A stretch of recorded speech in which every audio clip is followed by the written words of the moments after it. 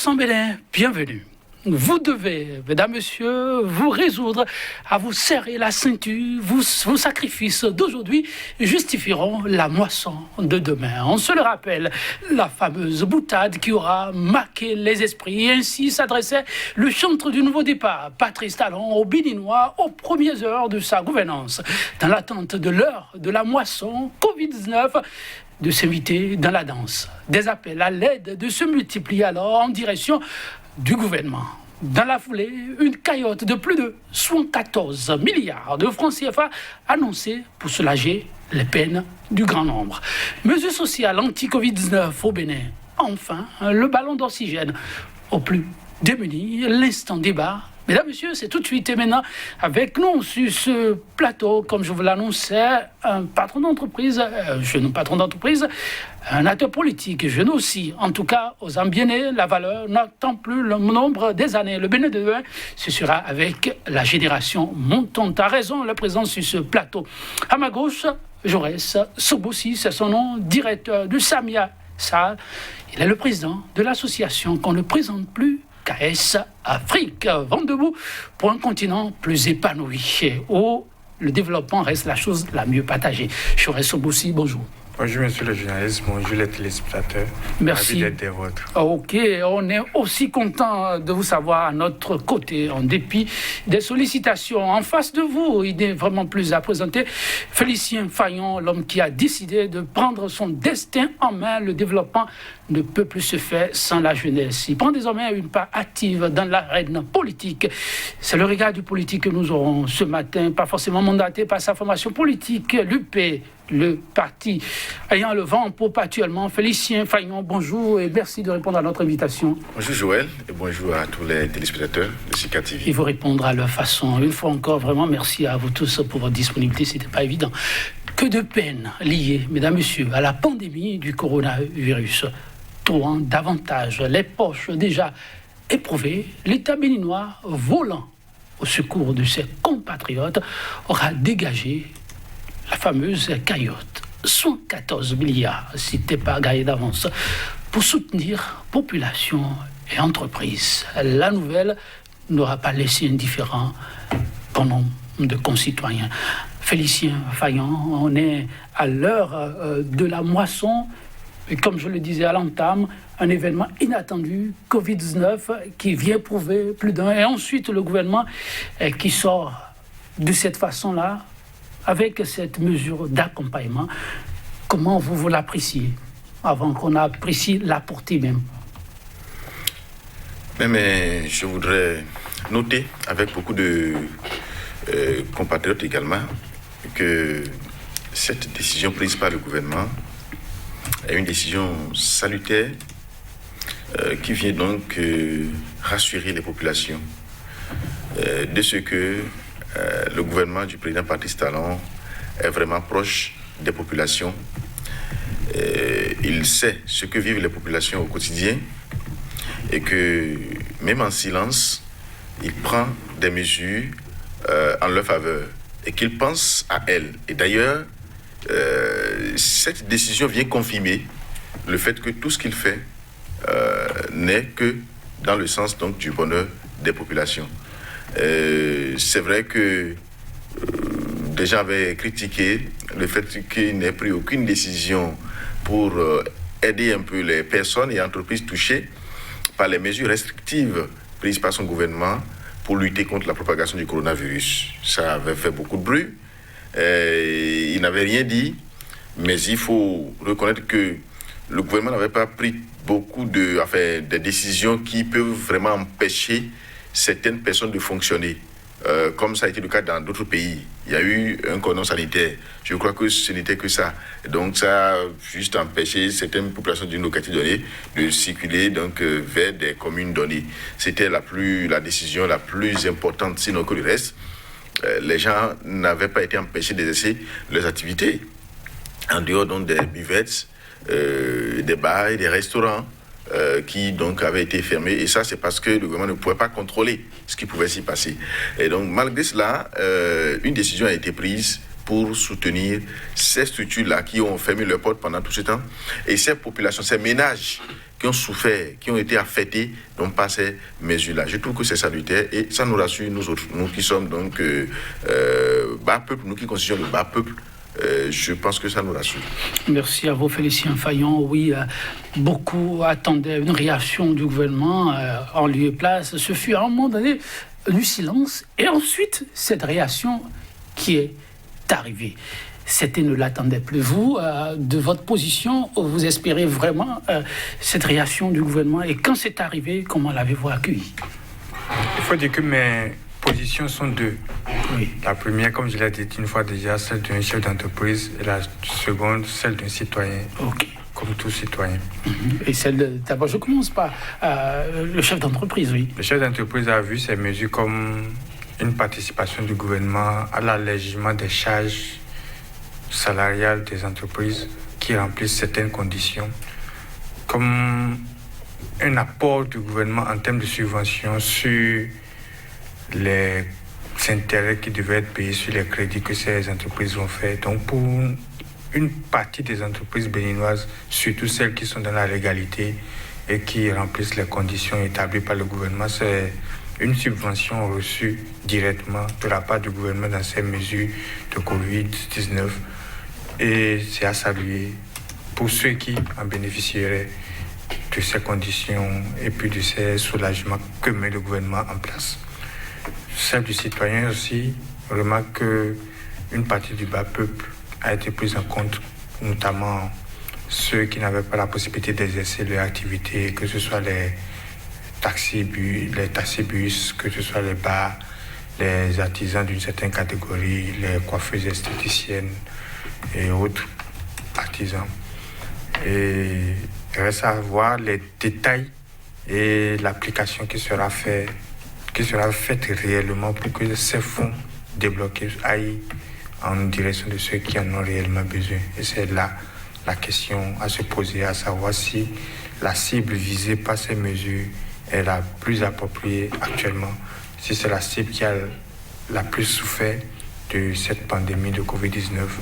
Et avec le temps, on verra comment les choses vont se passer pour que la population qui a perdu l'espoir ou bien qui a perdu le sourire puisse la retrouver d'une manière donnée, malgré que la pandémie continue de sévir, que nous devons continuer d'être vigilants dans l'application des mesures prescrites ou bien des mesures déterminées pour pouvoir barrer un peu la route à cette pandémie.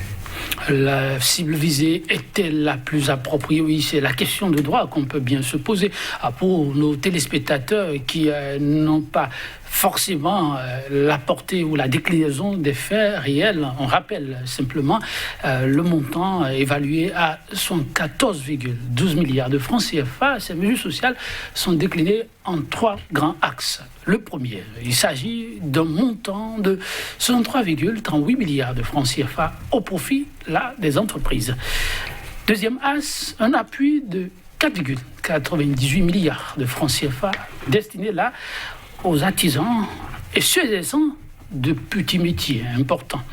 Enfin, le troisième axe, c'est une subvention de portée générale qui s'applique cette fois, mesdames, messieurs, tenez-vous tranquilles, à tous les citoyens sur les tarifs de l'électricité et de l'eau. Et ça pour un montant total de 5,76 milliards de francs CFA. Alors, quand on prend ces 3 axes à Félicien Fayon, c'est quoi, vous, votre appréciation? D'abord, il faut que nous puissions noter que les mesures restrictives du gouvernement ont affecté toute la population, tous les secteurs d'activité. On ne peut pas dire qu'il y a un secteur qui a été forcément le plus touché que l'autre, parce qu'en réalité, c'est une crise transversale.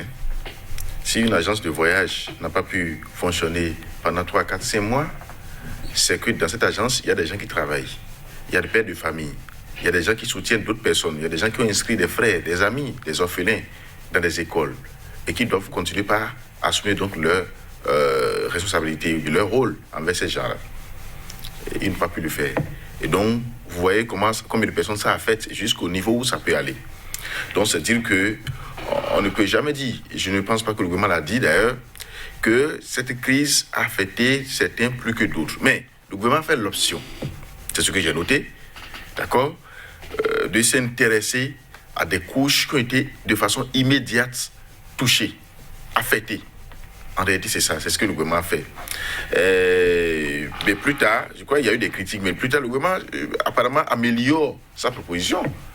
Parce que j'ai suivi récemment, à la première sortie, il avait été annoncé une somme de 100 milliards de francs CFA comme un crédit à taux zéro qu'on doit accorder à toutes les entreprises formelles. Cette fois-ci, on n'a pas des entreprises touchées par les mesures du gouvernement contre la propagation du coronavirus, mais à toutes les entreprises.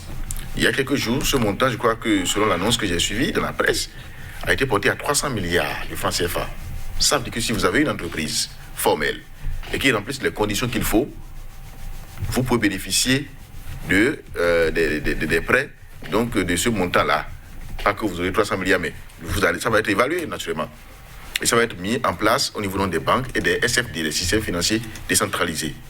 Ça veut dire qu'en réalité, et au finish, le gouvernement s'est intéressé de façon indirecte à tout le monde. C'est ma lecture à moi. Puisqu'en réalité, les 5 autres milliards, les 4,48 milliards, c'est des transferts directs qu'on fera à des gens qui vont recevoir de l'argent sur leur téléphone portable.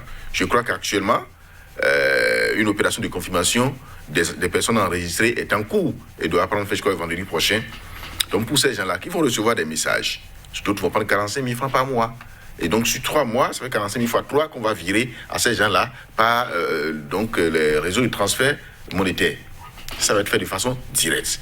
Donc imaginez une dame qui vendait de la bouillie, ou bien imaginez quelqu'un qui était une coiffeuse et qui n'avait peut-être même pas d'atelier et qui se débrouillait mais qui a son diplôme, qui a pu se faire enregistrer et qui va recevoir 45 000 francs fois 3, ça veut dire que 3 mois de virement. Imaginez un peu l'impact positif que cela peut avoir sur son activité. Et donc, je pense que c'est vrai, les gens vont dire, mais moi je n'en ai pas reçu, je suis maçon, je n'en ai pas reçu, je suis menuisier, je n'en ai pas reçu. Mais en réalité, est-ce qu'on pouvait le faire à tout le monde? Nous sommes plus de 10 millions de pays noirs. Nous avons un budget, enfin le gouvernement a un budget, notre pays a un budget essentiellement fiscal. Et à l'élaboration du budget en décembre dernier, cette crise n'avait pas été prévue. Et donc ces mesures n'avaient pas été prévues. Donc nous n'avons pas quelque part où on va puiser de l'argent. C'est là où moi je pense que la décision est salutaire et je continue de remercier le gouvernement, quand bien même ce n'est pas une faveur. Le gouvernement a joué son rôle, son devoir. Ce n'est pas une faveur. Toutefois, on dit, vous pouvez travailler pour vous-même, mais on va vous souhaiter un bon travail. Et donc, le gouvernement a joué son rôle, est dans son rôle, mais je crois que nous devons lui reconnaître ce qu'il a fait. Il faut saluer la démarche, crois savoir, Félicien Fayon. Tout le monde n'aura pas été touché de la même façon, mais le grand nombre n'aura pas manqué d'avoir le retour de l'ascenseur Sony, Félicien Fayon. Oui, j'aurais ce goût-ci. Je présentais un peu les 3 axes majeurs en termes de répartition de la subvention annoncée. Comment vous appréciez cela? Je vais d'abord rebondir sur une confusion qui se fait un peu plus généralement et que mon collègue vient d'évoquer, à savoir la ligne de crédit de 100 milliards qui peut-être pourrait être 300 milliards. Oui. Ce n'est pas le gouvernement qui met 300 milliards ou bien 100 milliards comme une ligne de crédit disponible aux entreprises. Le gouvernement supporte les intérêts que les banques devraient percevoir sur les crédits à hauteur de 100 milliards qu'elles vont accorder aux entreprises qui traitent avec elles.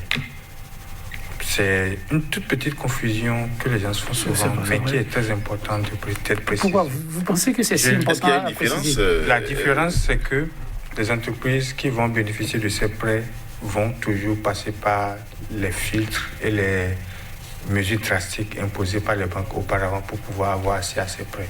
C'est-à-dire aucune facilitation. C'est comme mettre un peu la charrue devant les bœufs.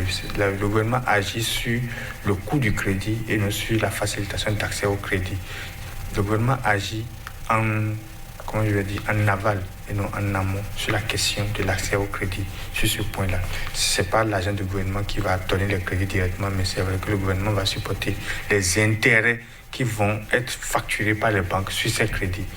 Et à mon avis, moi j'estime que c'est prendre l'argent du contribuable pour entretenir des entreprises qui ont quand même déjà une certaine surface, une certaine grandeur et qui ne sont pas dans un certain besoin, comment je vais dire, basique c'est comme entretenir une classe d'élite, c'est comme entretenir une classe d'entreprise. Il paraît que les banques sont aussi en souffrance. Je n'ai pas cette information selon laquelle les banques sont en souffrance, étant donné que les banques sont supposées traiter avec la BCEAO pour le refinancement et autres, et financer le plus possible les crédits ou bien les entreprises pour pouvoir avoir des marges bénéficiaires, ce que certaines banques choisissent de faire ou de ne pas faire. Mais bon, ça c'est leur vision de la chose, c'est leur choix. On ne va pas aller sur ce dossier des banques, du fonctionnement des banques actuellement. Mais de manière globale, il a aussi parlé d'un exemple typique qui donne la situation exacte. Une vendeuse de bouillie n'aura pas un franc des mesures sociales du gouvernement.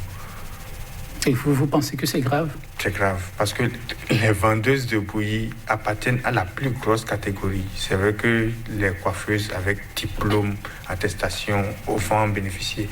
Mais la catégorie de béninois qui exercent les petits métiers, tels qu'il a bien évoqué, vendeuses de bouillie, et qui sont écartés de ces mesures sociales, dépasse la quantité de personnes qui vont en bénéficier.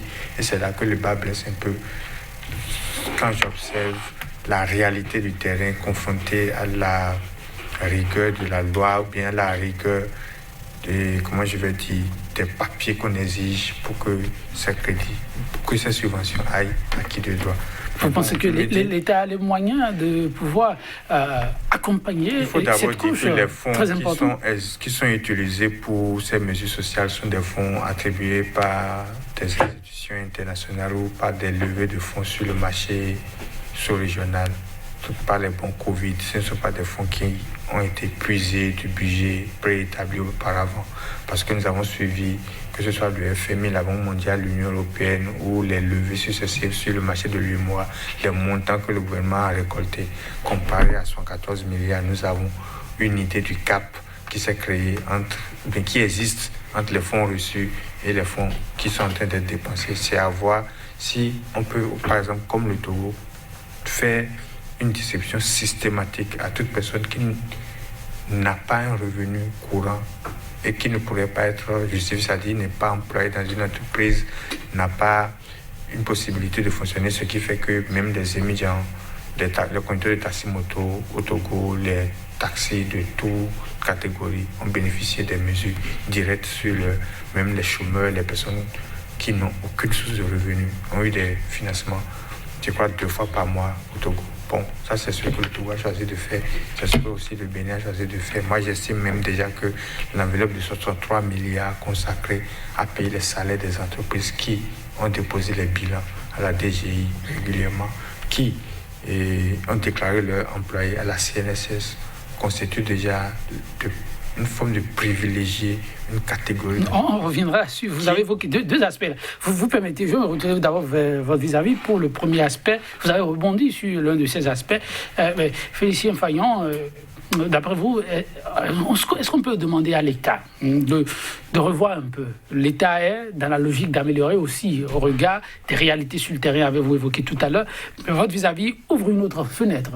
Il rappelle un peu les emprunts obligataires et autres et dit, au regard des annonces faites et donc de la collecte disponible, pourquoi ne pas aller au-delà de 14 milliards? Mais au-delà, il pense, il n'a pas ajouté ça, mais je complète, j'imagine qu'il est dans cette logique, on s'appuie peut-être sur les élus à la base qui connaissent bien leurs citoyens. On peut alors faire un recensement beaucoup plus élargi. On connaît la population, la grande qui est en souffrance, et celle-là qui n'est pas officiellement enregistrée, et voir comment faire pour que, même si c'est dérisoire, que cela puisse les atteindre. On peut réfléchir dans ce sens-là? Alors, je voudrais d'abord commencer par dire ceci. C'est vrai que tout à l'heure, quand j'avais pris la parole, j'ai fait lapsus en disant une vendeuse de bouillie. Ah, c'était un lapsus? Parce qu'en réalité, non, la mesure ne concernait pas directement les vendeuses de bouillie. D'accord? Mais je me rappelle que le chef d'État, lors de sa sortie médiatique pendant la période, au moment où les gens criaient pour dire qu'on a qu'à aller en confinement, la vendeuse de bouillie qui vit au jour le jour, si je demande aux populations d'aller en confinement, alors que la dame, si elle ne vend pas cette nuit, ce soir ou bien aujourd'hui, c'est que demain elle ne mange pas. Oui. Si je demande aux gens d'aller en confinement, alors que nous n'avons pas les moyens de pouvoir les aider, elle va manger de quoi? Et donc, finalement, les gens vont mourir de faim alors qu'on craint de mourir de Covid-19. Vous voyez un peu. Toutefois, dans les mesures qui ont été prises lors du recensement, il a été demandé aux tenanciers de bars et aux employés des bars. Ça veut dire quoi?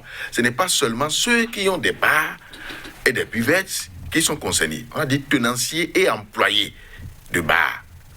Ça avait été même élargi à ceux qui interviennent même dans les bars. Notamment si vous êtes un disc joker dans un bar et que le bar a fermé, c'est que vous n'avez rien.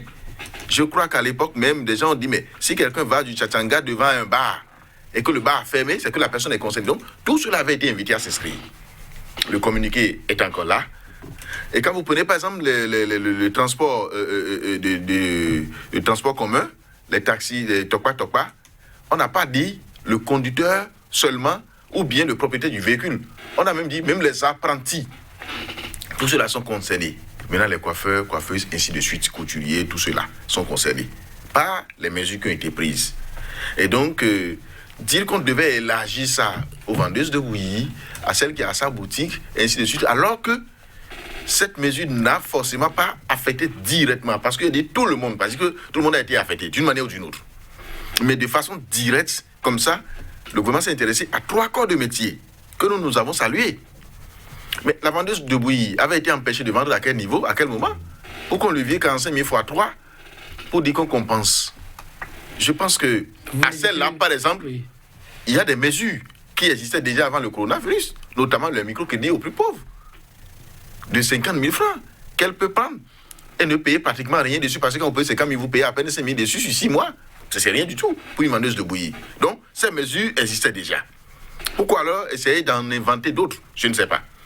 Alors, je voudrais aborder le deuxième aspect de son intervention, qui dit que les 300 milliards n'ont pas été mobilisés par le gouvernement, d'accord, mais plutôt par les banques, et que le gouvernement n'intervient même pas dans la facilitation d'accès au crédit, mais plutôt en avant, c'est-à-dire que juste pour payer, supporter les taux d'intérêt. Tout comme si les taux d'intérêt n'étaient pas importants.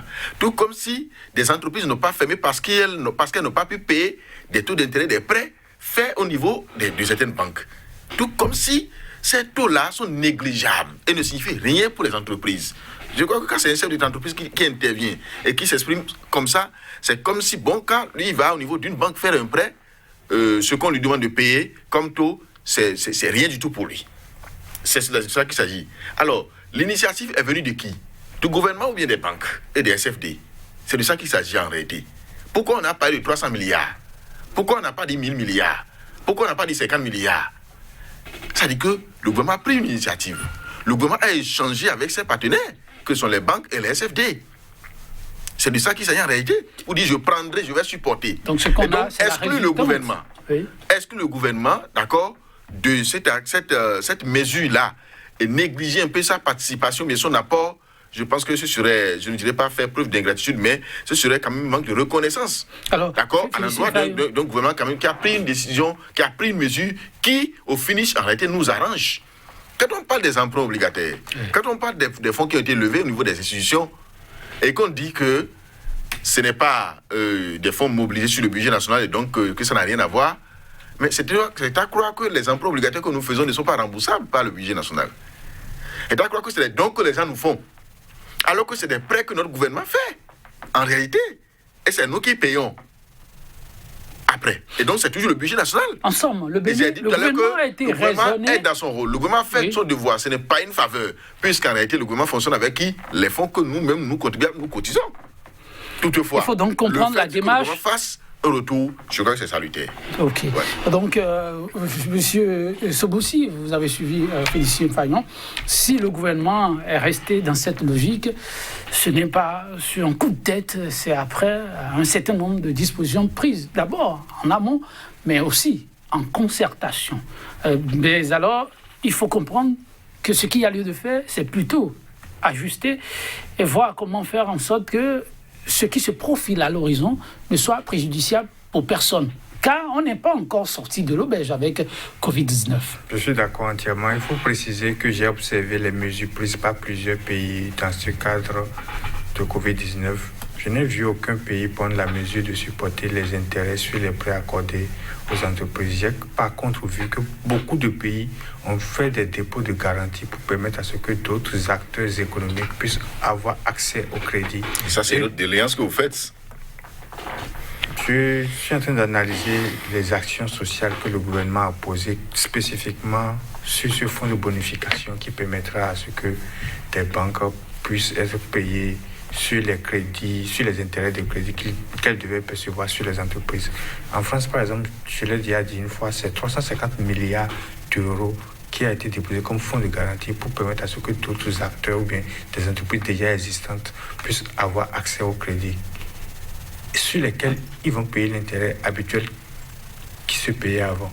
Ce qui va permettre à ce que de l'argent circule plus rapidement dans l'économie et touche même les classes défavorisées ou quoi que ce soit. Parce qu'une fois qu'il y a injection monétaire dans l'économie, ça va circuler d'une manière ou d'une autre. La formule actuelle ne permettra pas à l'argent de circuler? À mon avis, la formule actuelle ne permettrait pas une circulation autre que celle qui se fait. À quel niveau le blocage va intervenir? Le blocage va intervenir parce que pour avoir un crédit bancaire chez nous, il faut déposer un titre foncier à hauteur d'au moins 120% du montant demandé. Il faut avoir un apport personnel entre 30 et 40% du montant demandé.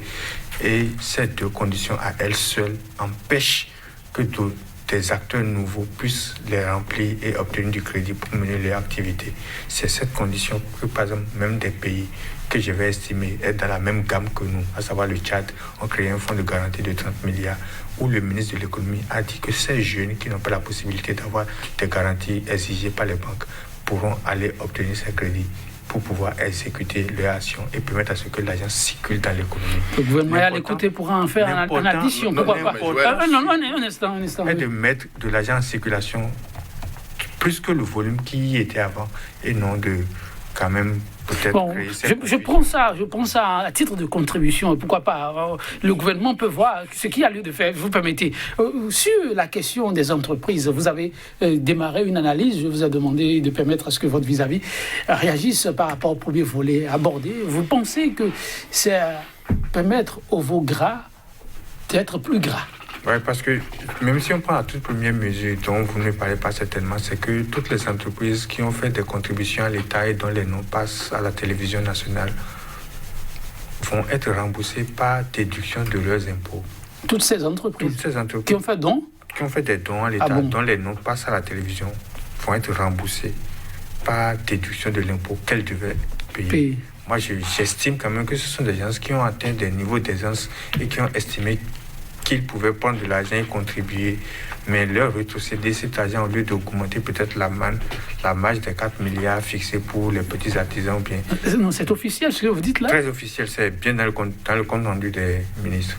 Ah donc, je ne sais pas si à un moment donné on a été distrait. Félicien Fayon, c'est officiel que ces dons seront rétrocédés? Je n'ai pas cette information avec précision, d'accord? Je ne l'ai vraiment pas avec précision. Ouais. Mais je voudrais plutôt dire ceci. Le problème d'accès au crédit au Bénin est un autre problème qui n'a rien à voir avec le coronavirus. Ça n'a rien à voir. Et nous ne pouvons pas parler d'accès au crédit aujourd'hui en comparant le Bénin à la France. Ce n'est pas possible. Il est venu au Tchad. Parce que c'est des économies différentes. Tout à fait. Il est venu au Tchad un peu plus proche. Chaque pays a certainement sa politique économique. Le Tchad a une politique économique. Le Bénin a sa politique à lui. Nous n'avons forcément pas les mêmes niveaux. Bon, et donc, on est dans la logique de ne pas faire les choses. Non, mais il y a des domaines où le Tchad ne peut même pas être comparé au Bénin. Non, donc, il y a de même, d'accord, que le Bénin aussi ne peut pas être comparé au Tchad. Est-ce que c'est impossible ce n'est pas impossible, mais on dit qui trop embrasse mal les trains. Nous ne pouvons pas tout faire à la fois. En tout cas, le gouvernement ne peut pas tout faire à la fois, à mon avis.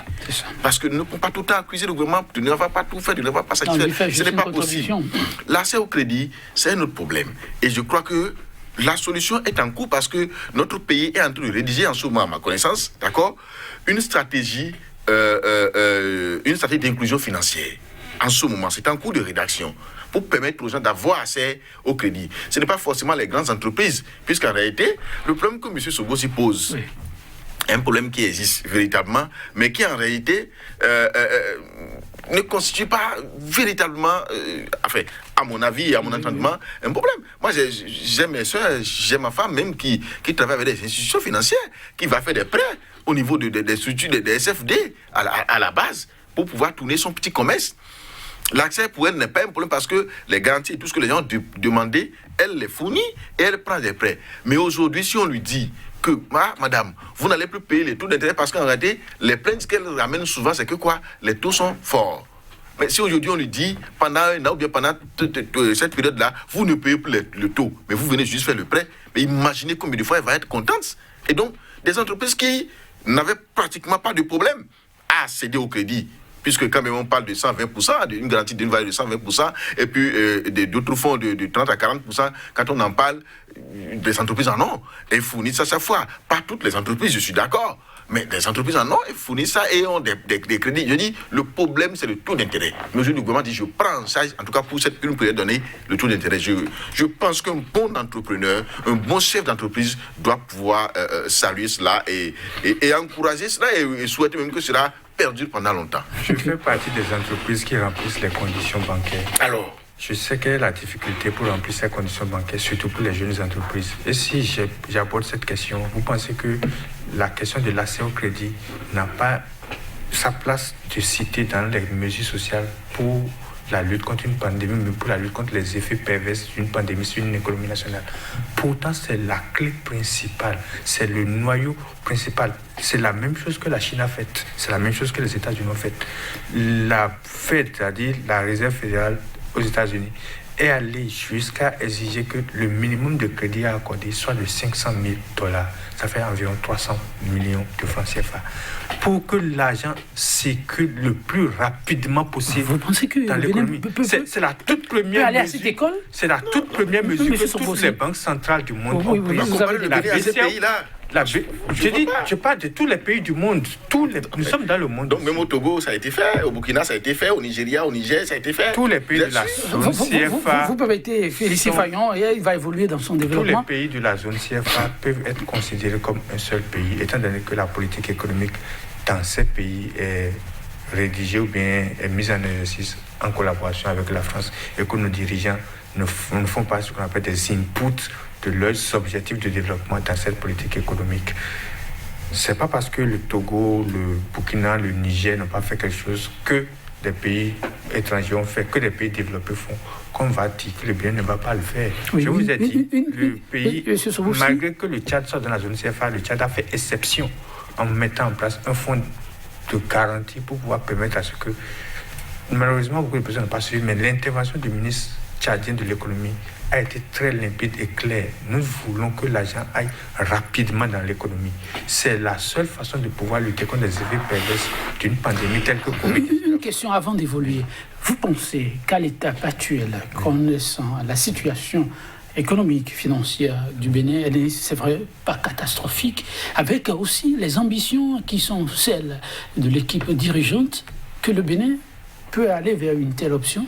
Les fonds récoltés à l'étranger ou bien sur les marchés sous-régionaux, dans le cas du Covid, je n'ai pas le chiffre exact, mais je pense que ça dépasse 130 milliards de francs CFA. Non, c'est vrai, je peux vous confirmer, ça dépasse. Ça devrait, selon vous, injecter au niveau des entreprises seulement? Non, pas plus que ça. Je ne dis pas les soins qu'on accorde aux gens, tout ce qui se passe là. Je ne dis pas. Parce qu'une chose est de faire circuler l'argent, mais l'autre est de garantir la santé des Béninois. Les entreprises vont fonctionner, mais pour qui? Pour quels citoyens, si les citoyens ne sont pas en bonne santé? En réalité, c'est ça. Est-ce que nous avons déjà atteint l'objectif en matière d'éducation financière? Vous allez prêter de l'argent à une dame aujourd'hui. Vous allez prêter de l'argent à un chef d'entreprise qui peut-être n'avait pas reçu une éducation financière, qui ne sait pas comment il faut dépenser cet argent-là et est tombé en faillite malgré ce prêt-là. Donc, chaque pays avait sa politique. Nous connaissons les réalités de notre pays. Nous savons le niveau auquel nous sommes aujourd'hui par rapport à l'éducation financière. Nous savons combien il faut injecter dans l'économie pour être sûr d'avoir un retour. Parce qu'en réalité, on ne parle pas des dons, mais on parle des prêts.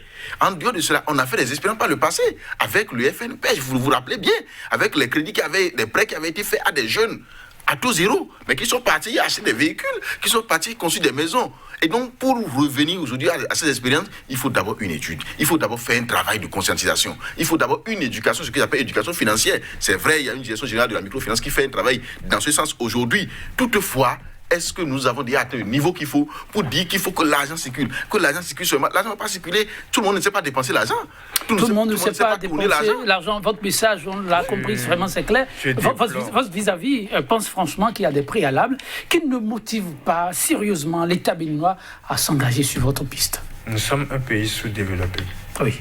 Et si nous voulons nous développer, il est impérieux que nous changions notre mentalité et de faire ce que les gens qui se sont développés ont fait pour être développés. C'est vrai, mais est-ce que pour ça... Nous ne pouvons pas réinventer la roue, nous ne pouvons pas refaire notre politique de développement autre que ce que les autres ont fait, complètement différent de ce que les autres ont fait. Pour développer une économie, il faut de la création de crédit, c'est-à-dire la création monétaire. Et c'est ce qu'on ne fait pas chez nous. Et c'est ce qui empêche que tout ce que vous voyez autour de nous soit importé. Tant qu'on ne va pas rentrer dans une logique de permettre un accès massif au crédit pour pouvoir orienter ce crédit vers la production, des pandémies comme celle-ci vont toujours nous mettre à terre. Mais les jalons que l'équipe dirigeante met progressivement en place n'augurent pas de ce que le Bénin va vers cette option. Je pourrais observer le résultat que nous allons obtenir, mais c'est la philosophie personnelle et collective d'abord qu'il faut changer. Tel qu'il vient de dire. Ça vous attriste? On a fait des crédits à des jeunes qui sont allés acheter des voitures, qui sont allés construire des maisons. Parce que justement, vous prenez par exemple le cas du Maroc. Si vous amenez un dossier pour une ferme agricole dont le montant est inférieur à 100 millions de francs CFA, on ne vous l'accorde pas. On ne vous l'accorde pas. Oui, ça c'est vrai. On vous l'accorde pas. On estime que vos besoins personnels feront qu'en vous accordant un crédit de 20, 23 millions, 25 millions, feront que le projet va échouer. Tout à fait. Parce que vous êtes un humain, vous avez des besoins physiologiques, des besoins donnés que vous devez satisfaire. C'est-à-dire, tant qu'on ne va pas rentrer dans cette logique de permettre à toute personne de pouvoir vivre dignement et bien, d'avoir une voiture, d'avoir une maison, ce n'est pas une catégorie de personnes seulement qui est réservée à avoir une maison, à avoir une voiture. J'ai roulé des voitures à Houston, aux États-Unis. Je n'ai vu sur plusieurs jours aucune moto, tout le monde presque à sa voiture. C'est rare même de voir un piéton là-bas. Tant qu'on ne va pas changer nos philosophies et comprendre que nous devons aller à un rythme rapide pour permettre à ce qu'une bonne frange de la population puisse vivre dignement, on va trouver que non, on ne peut pas faire du crédit, on ne peut pas donner l'argent aux jeunes, ils vont le dilapider. C'est comme s'ils n'ont pas le droit de bien vivre. Mais ce n'est pas aussi pertinent quand votre vis-à-vis dit... C'est pertinent qu'on ne donne pas le crédit pour que le remboursement soit difficile. Oui, donc vous êtes d'accord. Et qu'on mette en place des systèmes de surveillance, des systèmes de congestion. Voilà. Alors, il dit actuellement, est-ce que l'éducation financière est la chose la mieux partagée? Je vais vous donner un exemple très simple. Okay, le Qatar. Les jeunes du Qatar sont habillés en blanc avec leur turban rouge sur la tête. Oui. Excusez-moi, mais le fait que l'argent du pétrole circulait tellement dans ce pays, ils n'ont pas la culture de l'effort, du travail, la connaissance économique comme nous ici. Mais lorsque les pays limitrophes, l'Arabie Saoudite et autres, ont fermé leurs frontières sur le Qatar a mis en place un système de crédit qui a permis, vous n'allez pas me croire, de créer 350 industries en 5 mois. Non, ça là c'est officiel. En 5 mois, c'est-à-dire des gens qui n'ont pas notre niveau de dynamisme, de rapidité d'action, de culture, parce qu'ils ont, 4-5 familles, ils doivent passer de maison en maison tout au long de la journée. Les entreprises ferment presque tout à 14 heures. Cette culture, quand je vois comment ils vivent, et je vois comment nous vivons, l'énergie que nous déployons ici pour pouvoir suivre et que ces gens-là réussissent mieux que nous. J'estime que c'est la politique principale à la base qui est mal faite et qui ne permet pas un développement. Maintenant, alors qu'on est en pleine pandémie, est-ce qu'on peut se permettre d'aller vers ces options qui créent des effets de choc inimaginables? C'est justement ce que je dis. Ce sont les toutes premières mesures, que ce soit la Fed, la BCE, c'est-à-dire la Banque Centrale Européenne, et la Banque de l'Angleterre ou bien la Banque de la Russie. Ce sont les toutes premières mesures prises d'abord, permettent à ce que plus de crédit aille à l'économie le plus rapidement possible. C'est après ça qu'ils ont commencé par parler des allocations et de chômage à revaloriser à 0,4%, des transferts directs aux jeunes de moins de 20 ans pour 250 €, bien des trucs comme ça. Parce qu'on sait qu'en faisant ce qu'on fait, en mettant du crédit dans l'économie, des entreprises vont naître, des activités vont se créer, malgré la pandémie, qui vont recruter des gens qui soit ont été licenciés ou bien qui sont désœuvrés et qui vont permettre à ce que une bonne frange de la population puisse vivre dignement. Parce que je partage cette vision du chef de l'État, par exemple. où je sens qu'il est comme moi, étant contre le fait qu'on donne de l'argent à quelqu'un qui n'a pas travaillé. Parce que dans une économie globalisée, si vous permettez à ce que des gens qui n'ont pas travaillé, des gens qui ne participent pas à la création de richesses, puissent avoir de l'argent, vous effondrez l'économie. Et c'est dans cette logique qu'il faut surtout permettre plutôt à ce que le plus grand nombre de personnes participent à la création de richesses, à la création de valeur, pour que cette valeur créée puisse être redistribuée. Création de valeur, vous insistez tellement là-dessus. Alors Félicien Fayon, l'Agentier national a dit le gouvernement reste très ouvert pour toutes sortes de contributions qui peuvent aider à aller de l'avant et très vite, parce que le mal prend des allures dont on ne maîtrise pas forcément le lendemain. L'une ne sera de trop. Pensez-vous qu'au nombre des paradigmes à revisiter très rapidement, il faut essayer d'aller sur ce terrain ou maintenir les caps tels qu'on y va là et s'assurer que les fonds vont directement là où ils doivent aller? Je pense qu'il ne sert à rien de se précipiter, de vouloir copier les autres, forcément, parce qu'on dit souvent que quand vous voyez le mouton avec une barbe, le chien n'aura forcément pas la même physionomie que le mouton dans cette condition-là. Et donc, c'est dire qu'il ne faut pas chercher à copier pour copier, d'accord? C'est vrai, il faut copier le côté positif des gens, mais tout en n'oubliant pas vous, les réalités de votre pays. La philosophie que votre État a imprimée pour son pays. C'est de ça qu'il s'agit. Parce que M. Sogbo, certainement, s'il fait un tour aujourd'hui au niveau de certains systèmes financiers décentralisés, et qu'il voit un peu leurs livres, il constatera que ces SFD doivent des milliards, non seulement à des banques, mais à des structures de l'État qui les accompagnent. Vous avez appris que des SFD ont été fermés récemment. Vous avez appris qu'il y en a même qui sont des responsables des SFD qui seraient même en prison. Mais c'est parce que ces gens-là doivent. Mais l'argent est allé où? C'est d'abord deux choses. Soit il y a eu une mauvaise gestion au niveau de ces entreprises, soit alors il y a eu des impayés.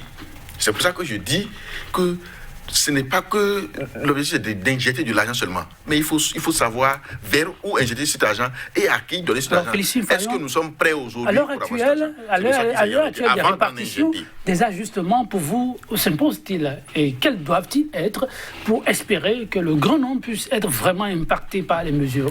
Pour moi, il faut d'abord que l'on réussisse à faire en sorte que le gouvernement satisfasse tous ceux qui ont été recensés. Je crois qu'il y a eu 55 000 personnes recensées. L'opération de confirmation est en cours en ce moment. Ceux-là n'ont qu'à être satisfaits d'abord. Okay. Et puis après cela, parce que nous n'allons pas rester ici et imaginer que le gouvernement ne pense pas à d'autres corps de métier ou à d'autres couches. Peut-être que après les transferts, après satisfaction à ceux-là qui ont été recensés, peut-être que d'autres personnes vont suivre, peut-être que d'autres couches vont suivre. Maintenant, si le gouvernement ne le fait pas maintenant, il reviendra maintenant, soit aux chefs d'entreprise, soit aux organisations non gouvernementales, aux différentes associations maintenant de monter au créneau pour attirer l'attention du gouvernement. Merci Félicien Fayon, le temps est complètement parti. En urgence, que faudra-t-il faire en dehors d'injecter de l'argent, et ça va être en même temps votre conclusion? Ma conclusion va être sur les 55 000 personnes qu'il a évoquées, comparé à une population d'environ 12 millions d'habitants où les fonctionnaires de l'État constituent 0,67% et où le taux de chômage ou bien de sous-emploi est au-delà de 70%. Je pense que 55 000, c'est très peu. C'est clair qu'il y a encore une bonne partie de la population qui est laissée de côté. Il s'agit d'un recensement, c'est-à-dire que des personnes qui se sont estimées volontairement pour dire... Merci à vous, Félicien Fayon. Ne vous en faites pas, le débat se poursuit parce que la mesure se poursuit. Ne vous en faites pas, on revient là-dessus. Félicien Fayon, merci d'avoir été d'un autre. Merci également à vous, monsieur Jaurès Sogbo-Si. C'est le temps qui est complètement parti. Mesdames, messieurs, oui. Ne vous en faites pas, les doléances ont été prises en compte. Le chef programme s'attelle. Bientôt, nous allons vous annoncer qu'on va au-delà des 45 minutes. Oui, tenez-vous tranquille, le temps ne suffit pas. Chers invités, franchement, merci d'avoir été là. Merci aux réalisateurs du jour. Chers téléspectateurs, un grand merci pour la disponibilité. On ne vous trompe pas, une fois encore, on retrouve à l'une des célèbres citations du grand homme, Martin Luther King. À la fin, dit-il, nous ne nous rappellerons pas les mots de nos ennemis, mais